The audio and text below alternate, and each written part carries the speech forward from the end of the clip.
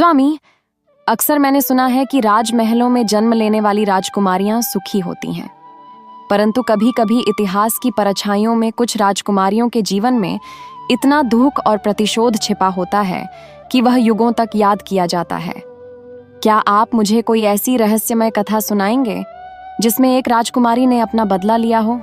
देवी, ऐसी अनगिनत कथाएं समय की धूल में दबी हुई हैं। आज मैं तुम्हें एक ऐसी राजकुमारी की कहानी सुनाऊंगा जिसका जन्म राजसी वैभव में हुआ, परंतु जीवन उसे विश्वासघात और अपमान की अग्नि से गुजरना पड़ा। उसी अग्नि ने उसे इतना प्रचंड बना दिया कि वह बदला लेने वाली आत्मा बन गई। यह कथा तुम्हें विचलित भी करेगी और विस्मित भी। बहुत समय पहले विंध्याचल पर्वतमाला के बीच बसे विशालगढ़ राज्य में महाराज विक्रांत सिंह का शासन था। राज्य समृद्ध था, प्रजा सुखी थी और महल वैभव से भरा हुआ था। महाराज की एकमात्र संतान थी राजकुमारी चंद्रलेखा। सुंदरता में अतुलनीय, साहस में अद्वितीय और बुद्धि में अनुपम। लेकिन उसके जन्म के समय ही राजमहल के ज्योतिषियों ने एक भयावह भविष्यवाणी की थी। यह राजकुमारी बड़ी होकर अपमान की आग में जलेगी और उसका प्रतिशोध पूरे राज्य की नींव हिला देगा। महाराज ने इस भविष्यवाणी को कभी महत्व नहीं दिया, परंतु भाग्य अपने खेल खेलता है। राजकुमारी चंद्रलेखा का बचपन सुखी रहा, परंतु उसके जीवन में अंधकार तब आया जब पड़ोसी राज्य का राजकुमार विक्रमादित्य उससे विवाह का प्रस्ताव लेकर आया। बाहरी रूप से विक्रमादित्य तेजस्वी और वीर दिखता था, लेकिन उसका हृदय छल और लालच से भरा था। महाराज विक्रांत सिंह ने राजनीतिक मजबूती के लिए यह विवाह स्वीकार कर लिया।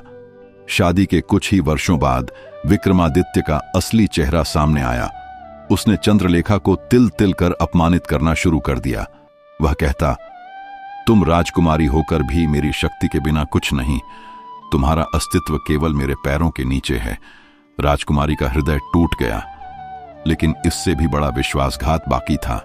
एक दिन युद्ध के समय विक्रमादित्य ने राज्य के गुप्त मार्ग और योजनाएं शत्रु को बेच दी।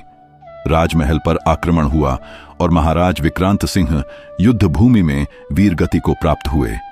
राजकुमारी ने जब यह सुना तो वह टूट गई, परंतु विक्रमादित्य ने उसे और अधिक अपमानित करते हुए कहा, अब यह राज्य मेरा है। तुम केवल एक रानी हो और मैं तुम्हें चाहूं तो कैदखाने में डाल सकता हूं। किंतु चंद्रलेखा राजकुमारी थी। अपमान सहना उसके स्वभाव में नहीं था। उसने प्रतिरोध किया और उसी क्षण विक्रमादित्य ने उसे धोखे से जहर पिलाकर मार दिया। राजमहल की दीवारों में उसकी चीखें आज भी गूंजती हैं। राजकुमारी मरते मरते बोली, यह अन्याय है।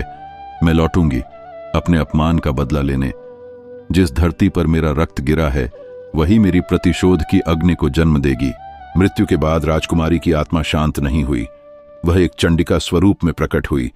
महल की दीवारों में, गलियारों में और अंधेरी कोठरियों में उसकी परछाई दिखने लगी।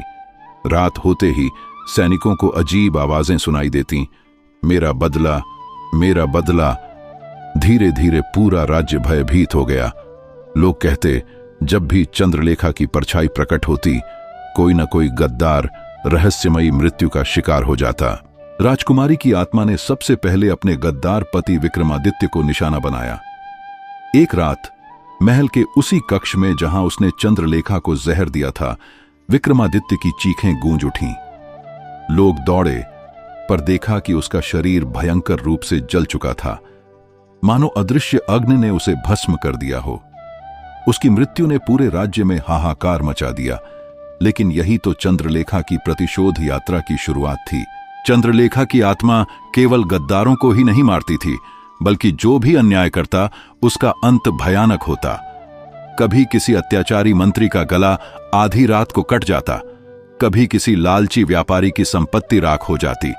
लोग कहते, राजकुमारी अब देवी बन गई है, न्याय की देवी। परंतु उसका न्याय बहुत कठोर है। वर्षों तक यह सिलसिला चलता रहा। विशालगढ़ का हर व्यक्ति चंद्रलेखा से डरता भी था और उसकी पूजा भी करता था। महल के अंधेरे कक्षों में दीपक जलाए जाते ताकि आत्मा शांत हो जाए। लेकिन आत्मा की पीड़ा अभी भी पूरी तरह शांत नहीं हुई थी। वह चाहती थी कि कोई उसे याद रखे, उसके बलिदान को स्वीकारे। देवी, यह थी राजकुमारी चंद्रलेखा की कथा। उसका बदला केवल एक पुरुष से नहीं था, बल्कि उस अन्याय से था जो स्त्रियों के साथ किया जाता है। उसके जीवन ने सिद्ध किया कि जब नारी अपमानित होती है तो उसका क्रोध युगों तक प्रतिध्वनित होता है। वही नारी कभी मां बनकर सृष्टि को जन्म देती है, और वही नारी जब प्रतिशोध लेती है तो संहारिणी चंडी का रूप धारण करती है। स्वामी, सच ही कहा आपने। नारी की शक्ति को कभी कम मत आंकना।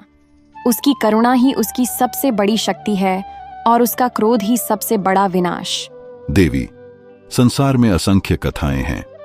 आज मैं तुम्हें एक ऐसी कहानी सुनाऊंगा जो केवल एक राजकुमारी का जीवन नहीं, बल्कि समस्त मानवता के लिए एक शिक्षा है।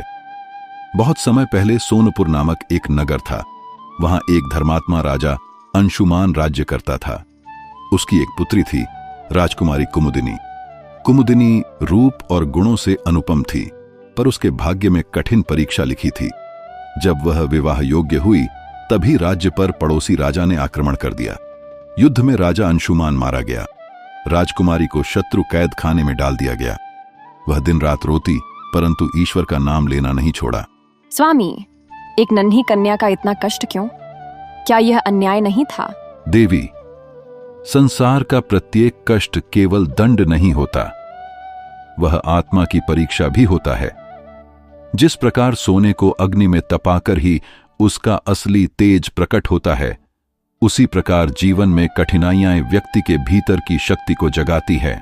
कैद में रहते हुए कुमुदिनी को बार बार अपमानित किया जाता, पर वह केवल एक मंत्र जपती, मह शिवाय। उसके जप की शक्ति इतनी प्रबल हो गई कि कैद खाने की दीवारें रात में कांप उठतीं। पहरेदार डर जाते और कहते, इस कन्या के पास कोई दिव्य शक्ति है। एक रात अचानक आकाश में बिजली चमकी, गरज उठी। कुमुदिनी ने प्रार्थना की, हे महादेव, यदि आप सत्य हैं तो मुझे इस अन्याय से मुक्त कराइए।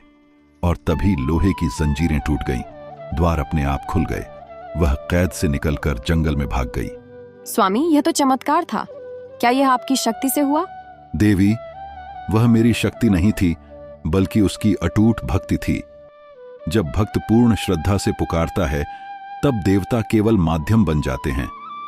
शक्ति तो उसी भक्त की निष्ठा में होती है। जंगल में रहते रहते कुमुदिनी ने तपस्या की। वर्षों बाद जब शत्रु राजा वृद्ध हो गया, तब उसका राज्य अपने आप नष्ट हो गया। लोगों ने कुमुदिनी को ढूंढकर वापस राज्य की गद्दी पर बिठाया, पर आश्चर्य यह था कि अब उसके हृदय में प्रतिशोध नहीं था। वह बोली, जिसने मुझे कष्ट दिया उसने मुझे भक्ति और धैर्य का मार्ग दिखाया। यदि मैं उन यातनाओं से न गुजरती तो आज महादेव की शरण में न आती। देवी, यही इस कथा का सार है। मनुष्य जब दुख में भी विश्वास और धैर्य रखता है, तभी वह अमृतत्व को छूता है। कष्ट हमें तोड़ने नहीं आते, वे हमें भीतर से मजबूत करने आते हैं। स्वामी, आज आपने मेरा संदेह मिटा दिया। अब मैं समझ गई कि जीवन के हर दुख में भी कोई दिव्य रहस्य छिपा होता है।